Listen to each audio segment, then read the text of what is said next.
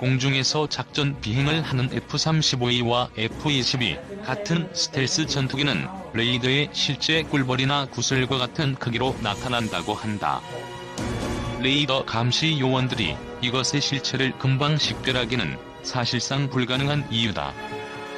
스텔스 전투기는 적레이더에 잘 포착되지 않는 기술을 적용한 5세대 고성능 전투기다. 관련 기사.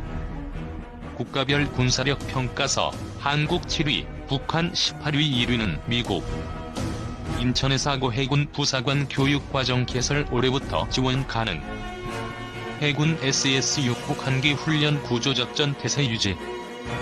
레이더는 마이크로파 정도의 전자기파를 물체에 발사해 반사되는 전자기파를 수신해 물체와의 거리, 방향, 고도 등을 파악한다. 레이더 피탐 면적인 RCS가 적을수록 탐지될 가능성은 작아진다. RCS를 비교하자면 사람은 1제곱미터, F-15와 F-16 전투기는 각각 25제곱미터, 5제곱미터이다. F-35는 0.005제곱미터, F-22는 0.0001제곱미터 수준이다. 공군의 한 관계자는 21일 F-35와 F-22가 공중에서 임무를 수행할 때면 넓은 하늘에서 꿀벌이나 풍뎅이 한 마리를 찾는 것과 같이 포착하기 어렵다고 설명했다. 공부가 하늘 스텔스 전투기가 11, 147대 도입 계획. 한국과 일본 등이 도입한 F-35A는 레이더 피탐 면적이 낮아 5세대 스텔스 전투기에 속한다.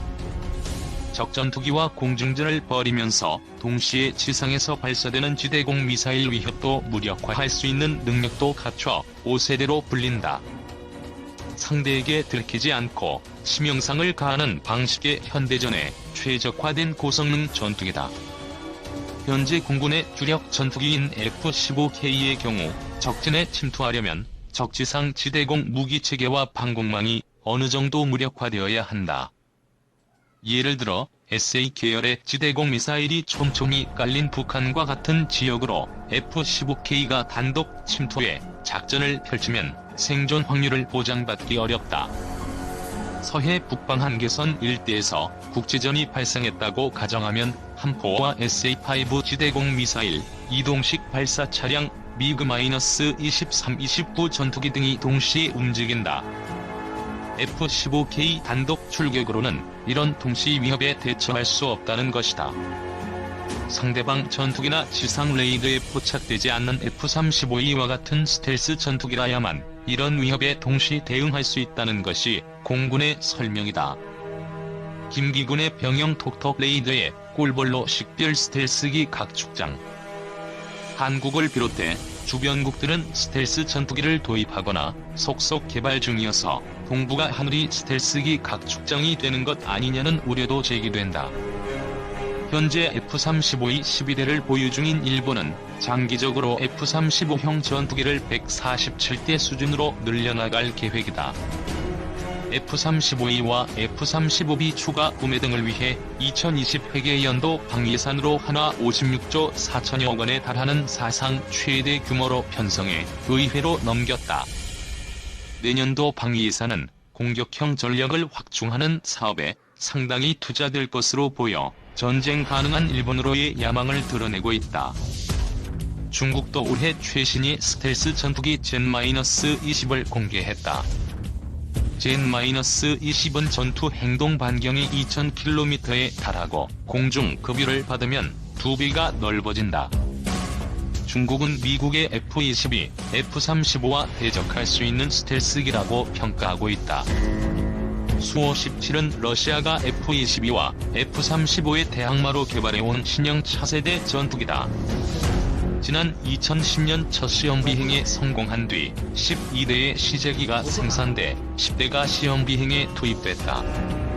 단전형인 수-57에는 적의 방공망 밖인 260km 거리에서 구축함 같은 대형 함정이나 지상 표적을 타격하는 공대함 순항 미사일, 공대지 미사일, 공대공 미사일 등 12기와 30mm 기관포 등이 장착된다.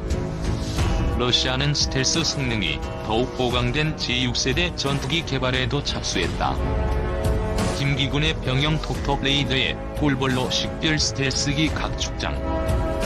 올해 공군 창설 70주년 전략 공군 도약. 한국 공군은 올해 미국에서 인수한 F-35E 스텔스 전투기 13대를 작전 배치했다. F-35A는 한번 출격하면 전투행동 반경이 1093km에 달한다. 공중에서 급유를 받지 않고 공중전, 지상 폭격 등의 임무를 수행할 수 있는 거리를 말한다. 최대 속도는 마하 1.6으로 약 1960km/h에 달한다. 보잉 737 여객기, 고속 철도 등과 비교하면 그 빠르기가 짐작된다. 공대공 미사일 AIM-9과 AIM-120과 공대지 유도 폭탄인 GBU-12와 GBU-31, GBU-39 등을 탑재할 수 있다.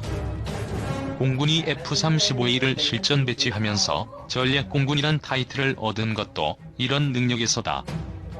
오는 2021년 10월까지 순차적으로 40대를 도입한다. 여기에다 공중급 유기와 공중조기경보 동작이, 고고도 무인정찰기 글로벌 호크까지 운영하면 전략적 가치는 배가 된다. 공군은 F-35E를 전략무기로 활용할 계획이다. 만약 내년에 북한의 군사적 위협이 가중된다면 F-35E를 동원해 무력 시위에 나설 것이란 관측도 나온다. 북한은 F-35E 도입에 대해 선제 공격 용도라며 강력히 비난하고 있다. 한국은 아시아에서 세 번째, 세계 8번째로 스텔스 전투기 보유하게 된 국가로 기록됐다. 이로써 올해 창설 70주년을 맞은 공군 역사에 지난 23일 대한민국 건국 이래 초유의 사태가 발생했다. 우리 방공식별구역에서 중국과 러시아의 폭격기들이 장거리 연합 초계비행 훈련을 실시했고, 러시아 공군 소속의 A-50 공중조기경보 동작에는 2차례에 걸쳐 독도 인근 우리 영공을 무단 침범한 것이다. 이에 맞서 우리 공군의 F-15K와 KF-16 전투기도 두 나라 군용기들이 우리 방공식별구역을 침범하자마자 대응에 나섰다. 이 가운데 F-15K는 공중급유 없이 독도에서 약 30분간 작전이 가능한 공군의 유일무이한 전투기다. 우리 공군의 적절한 전술 조치 절차 덕에 상황은 일단락되었지만, 이날 동해 상공에는 우리나라를 포함해 주변국 군용기 30여 대가 날아다니고 있었다. F-15K 전투기는 우리 공군의 차세대 전투기 1, 2차 사업에서 최종 기종으로 선정되면서 2012년까지 총 60대가 도입됐다. 이미 실전에서 능력이 입증된 F-15E의 최신 모델로 우리 공군의 요구사항이 더해져 최첨단 기술이 적용되었다. 이 때문에 기존 F-15E에 비해 훨씬 더 강력한 전투력과 생존성 그리고 유지 능력을 자랑한다. F-15K는 슬램이글이라는 별칭을 가지고 있다. 전승을 거두다 또는 타격을 가하다는 의미의 슬램과 F-15의 상징인 이글을 조합해 탄생했다. 1,800km 이상의 전투 행동 반경을 갖는 F-15K 전투기는 한반도뿐만 아니라 주변국의 전략 표적 공격이 가능한 전투기이다. 특히 다른 나라의 F-15 계열 전투기와 달리 최대 사거리가 500km에 달하는 타우러스 장거리 공대지 미사일을 장착 운용한다. 또한 무게가 2.5톤에 달하는 지하시설물 파괴에 특화된 GBU-28 벙커버스터도 사용한다. 이 밖에 공중전 능력도 상당하다. 조종사가 주시하는 방향으로 공대공 미사일을 쏠 수 있도록 해주는 헬멧 장착 시현 장치와 10개의 목표물을 동시에 추적할 수 있는 AN/APG-63 레이더 그리고 강화된 엔진을 장착하고 있다. 이 때문에 공군의 전력화된 후 동부가 최강의 전투기로 알려지기도 했다. 하지만 그 사이 주변국인 러시아의 경우 동북아 지역에 최신형 전투기인 수-35S를 배치했으며, 일본은 항공자위대의 F-15J 전투기를 지속적으로 업그레이드하고 있다. 이에 따라 우리 공군도 주변국 신형 전투기에 맞서 현재 운용 중인 F-15K 전투기의 능력을 향상시키기 위해 업그레이드 계획을 추진 중이다. 미 보잉사의 최신형 F-15 전투기라고 할 수 있는 어드밴스드 이글과 유사한 사양을 갖게 된다. 우선 기존의 기계식 레이더 대신 능동전자주사 배열인 APG-82를 장착하고 적의 위협을 정확하게 찾아내 경고하고 교란 작전을 수행하는 디지털 전자전 시스템인 투즈가 적용된다. 또한 전투기의 두뇌라고 할 수 있는 임무 컴퓨터도 능력이 대폭 향상된다. 올해 들어 우리 군의 합동 전략 목표 계획서에 F-15K 개량 사업이 포함된 것으로 전해지고 있는데 실제 사업에 들어가려면 꽤 오랜 시일이 걸릴 것으로 예상되고 있다. 하지만 주변국의 잦은 방공식별 구역 침범과 영공 침범에 철저히 대비하기 위해서는 F-15K 개량 사업을 국방종기 계획에 적극 반영해 조속히 실시해야 할 필요성이 제기되고 있다. 중기 계획에 들어간 F-15K 개량 관련한 보잉사의 개량 방향. 한국 공군의 F-15K는 AESA가 통합된 중국형 플랭커 전투기와 항공자위대의 F-15J 개량형 등이 등장하면서 점차 우위를 유지하기 어려워지고 있다. 중국 공군은 이미 위상 배열 레이더인 저력 MF 계열 레이더를 탑재한 수-30MKK 다수를 운영하고 있으며 2020년대에는 AESA 레이더를 탑재한 J-16 다목적 전투기 등이 F-15K를 위협하게 될 것이다. 우리 공군 역시 핵심적인 주력 전투기인 F-15K의 업그레이드를 통해 주변국 공군의 4세대 전투기 세력의 현대화에 대응할 필요가 있다. AESA가 통합된 미 공군의 개량형 F-15E는 물론 이스라엘 공군의 F-15I 역시 AESA를 통합하는 업그레이드를 할 예정이기 때문에 현재의 임무 장비 구성인 레이더 AN/AL-Q135M, AN/AL-R-56C1 등은 장기적으로 운용 유지에 어려움을 겪을 것이다. 즉, 장기적으로 F-15K를 안정적으로 유지하기 위해서라도 미 공군 등이 F-15의 장기 운용을 염두에 두고 채택한 장비들을 통합해야 하는 것이다. 한국이 F-15K를 도입할 당시에는 스위트 4E가 가장 최신의 OFP였지만 현재 F-15의 OFP는 스위트 8까지 개발되었기 때문에 더 이상 F-15K의 OFP가 최신이 아니다. 한국 공군이 장차 F-15K 업그레이드 프로그램을 진행하게 되면 어떠한 골자의 프로그램이 될 것인지 현 시점까지 확인된 바에 따르면 한국 공군과 방위사업청에서 보잉에 F-15K 업그레이드와 관련한 정보 공개를 요청한 적은 없다고 한다. 현재 한국 공군은 6가지나 되는 사업을 동시에 추진하고 있기 때문에 F-15K 업그레이드 사업을 추가로 더 추진할 여력은 없다는 것이다. 이와 관련된 실무자들은 한국 공군이 F-15K 업그레이드 프로그램을 진행한다면 중국의 S-400과 J-22 본격 위협으로 다가오는 2022년 정도쯤이 시작 연도가 될 것이라 전망하고 있다. 이 시기는 한국 공군의 3차 FX 사업으로 획득한 F-35E 2개 대대가 제17 전투비행단에서 막 전력화를 완료하는 시점이며 KF-16 업그레이드 사업 역시 거의 완료되는 시점이다. 따라서 2022년, 2023년부터는 3차 FX 사업 잔여 수요인 20대를 채우기 위한 후속 사업과 KF-X 양산을 준비하면서 F-15K 업그레이드 사업을 추진할 수 있는 여력이 생길 것이라고 전망되고 있다. F-15K 업그레이드는 어드밴스드 이글이 될 것. F-15K 업그레이드 프로그램을 이야기하면 대부분의 사람들은 AESA 레이더 통합을 먼저 생각할 것이다.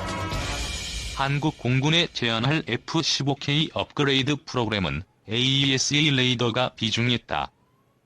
또한 먼저 나오는 이야기는 IFF-다. 이들은 한국 공군의 F-15K에 통합된 IFF에 대한 모드 5 업데이트이다. 한국 공군 F-15K는 레드 플래그 훈련에 자주 참여하고 있는데 이를 감안하더라도 IFF가 모드 5 파형을 사용할 수 있도록 하는 것은 당면한 문제다. 이를 위해 모드 5 모듈과 소프트웨어를 현재 F-15K의 IFF에 통합하는 작업이 우선이다. 사우디아라비아 공군의 F-15SA 대량 도입을 필두로 카타르 공군에서도 어드밴스드 이글에 통합되는 AN/AL-Q239 투즈, AN/AAR-57CMWS, ADC P2 임무 컴퓨터 등이 통합된 F-15QA를 대량 발주하였다. 이 때문에 F-15E의 스탠다드는 어드밴스드 이글이 될 것이다. 한국 공군의 F-15K 역시 추후 어드밴스드 이글을 기준으로 하는 업그레이드 프로그램을 제안받게 될 것이다. 어드밴스드 이글 이전에 한국 공군에 제안되었던 사일런트 이글은 F-15E 업그레이드 프로그램에는 맞지 않으며 어드밴스드 이글이 F-15E 업그레이드 소요에 부합할 수 있으면서 미래 항공위협에 대응할 수 있기 때문에 어드밴스드 이글이 F-15E 업그레이드 프로그램의 표준이 되는 것이다. 사일런트 이글 사양은 신조기를 도입할 나라라면 모를까 이미 제작된 F-15E 업그레이드에 적용하기엔 경제성이 없다. 사일런트 이글은 스텔스 성능을 위한 CWB 통합과 흡입구 내부의 레이더 블로커, 결합 등 많은 부분을 손을 대야 하는데 이는 업그레이드 프로그램 비용을 증가시키고 아직 검증되지 않은 부분을 조합함으로써 발생하는 리스크를 감소해야 한다. 무엇보다 F-15 업그레이드 프로그램을 제안받는 한국과 이스라엘, 일본은 이미 F-35를 도입하고 있기 때문에 굳이 F-15의 스텔스 성능을 부여하기 위한 비용 등을 감소해야 할 필요는 없다. F-15SA는 F-15E 계열기 중 최초로 어드밴스드 이글의 표준을 거의 그대로 수용한 기종으로서 비행저 체계 역시 기존의 F-15E의 통합된 체계와 연결에 의해 각 조종면을 제어하는 기계적인 구동 체계에 피치 롤 요새축이 임계 영역을 넘지 않도록 하면서 기교식 비행저 체계를 제어하는 디지털 비행저 컴퓨터가 통합된 체계. 컨트롤 오그멘테이션 시스템이라고 한다가 아니라 내축 디지털 플라이바이와이어가 통합되었다. 카타르 공군이 도입하는 F-15QA에도 내축 디지털 FBW가 통합될 것이며 따라서 한국 공군의 F-15K의 비행저 체계도 디지털 FBW로 일신될 가능성도 전혀 배제할 수는 없다. 실제로 디지털 FBW 역시 어드밴스드 F-15의 핵심 구성 요소 중 하나로 소개하고 있다. 다만 2020년대에 한국 공군이 F-15K 업그레이드 프로그램을 시작하면서 투자할 수 있는 예산 규모에 따라 가변적이라고 할 수 있다. 예산 문제로 인해 어드밴스드 F-15의 핵심 구성 요소 모두를 F-15K 프로그램에 반영할 수 없다면 FBW로 비행저 체계를 교체하는 것이 가장 먼저 배제될 것이다.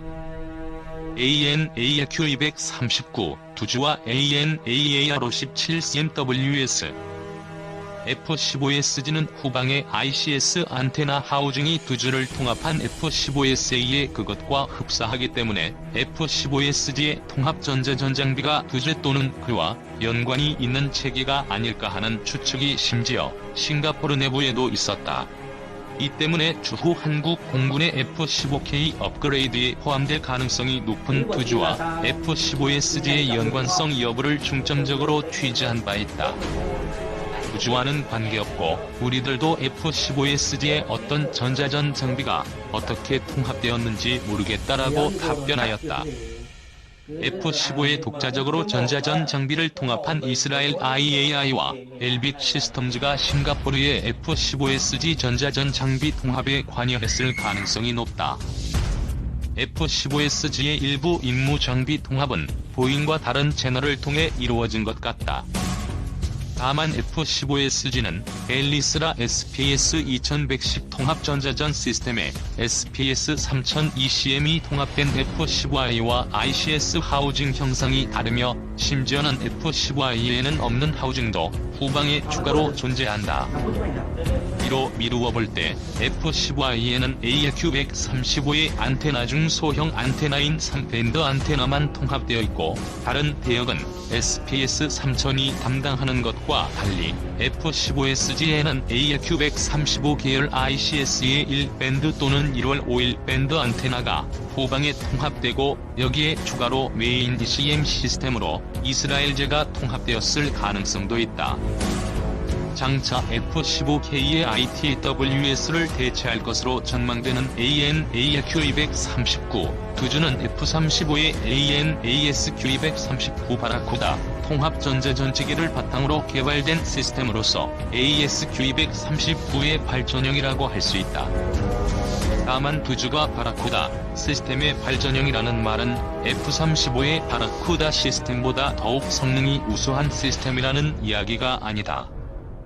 성능이 아닌 운용 개념 측면에서 더욱 향상되었다는 이야기이다. 예를 들어 F-35에는 360도 전방위 적외선 영상정보 제공과 함께 MAWS 기능을 함께 하는 AN/AEQ-37, EODAS가 AN/ASQ-230도 시스템과 별도로 F-35에 통합되어 있다. 반면 두주는 전자전 시스템과 MAWS인 AEN/AER57, CMWS를 하나의 코어에 통합하여 운영함으로써 단순한 통합 전자전 체계가 아니라 포괄적인 통합 자체 방어 체계로 운영된다.